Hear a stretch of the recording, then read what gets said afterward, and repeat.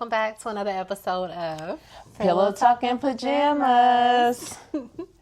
I'm Dejanira. And I'm Sean. And we're just two licensed, fully licensed therapists.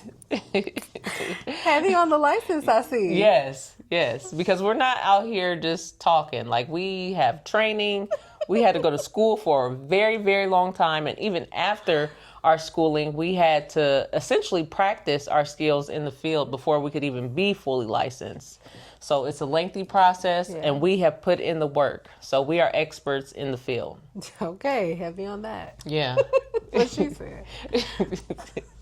So tonight we're talking about something that affects every single relationship you will ever have. You guessed it, communication. Or what we think is communication. Right? Because a lot of times we think that we're communicating when actually we're just reacting. Mm-hmm.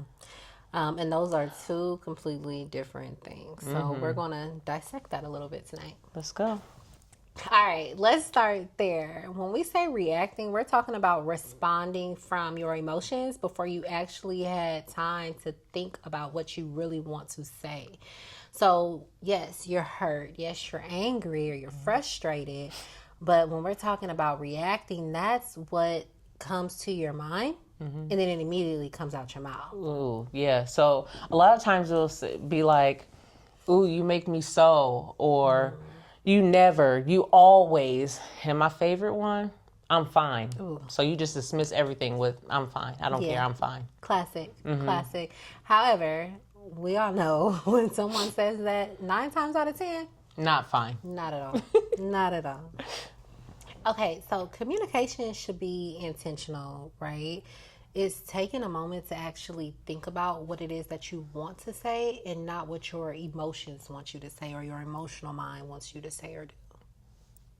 Yeah, it's like you shouldn't be thinking of things to hurt the other person. No. It's more, the goal is to understand, not to just think of the most hurtful things that you can say. Right.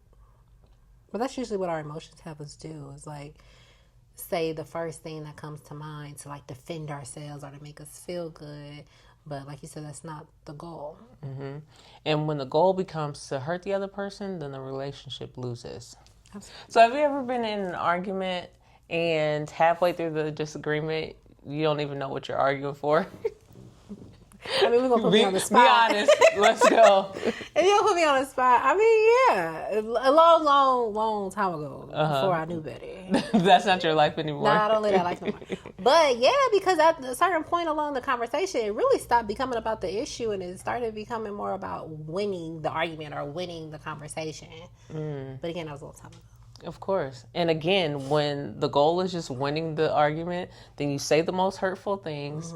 And everybody loses. Like, it's not even about who can top the other one. No. Like, you should be listening to the other person for understanding and how to improve the relationship as opposed to this win or lose battle. Absolutely, I agree.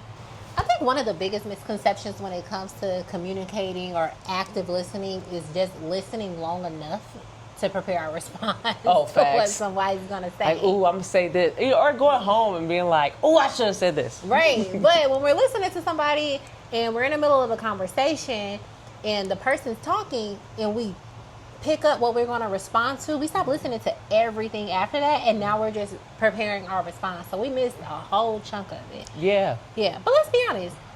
How many of us has interrupted someone during a conversation because we already just assumed that we know what they were going to say?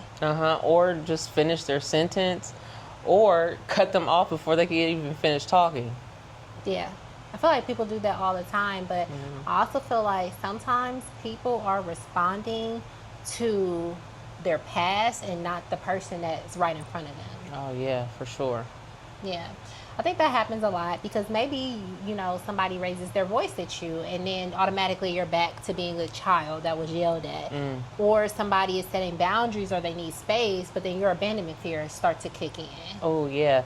I think that's why it's so important to focus on your healing journey, whether that's in therapy or on your own with self-help books, just getting started somewhere because all that trauma resurfaces and you're responding to the trauma as opposed to reacting to the situation that's in front of you.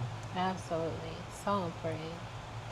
Okay, so let's talk about what healthy communication actually looks like. So, one tip is, or the first tip that I have is to listen to understand, not listen to respond. That's the big one. I think another one would be responding to the behavior and not attacking the character, right? Because there's two different things. Also, our wording is super important. So instead of saying something like, you're selfish or you always do or something like that, we want to use our I statements because we love those. So I feel hurt when, or I feel dismissed when, right? Instead of the you, and you. Yes. And timing matters. Everything doesn't have to be addressed right in that moment. Absolutely. It's 100% okay and healthy to say, I need a minute before we talk or before we finish this conversation or even start this conversation. Because it's better to take a break than to explode emotionally. For sure. I'll take a break over an emotional explosion any day. Seriously.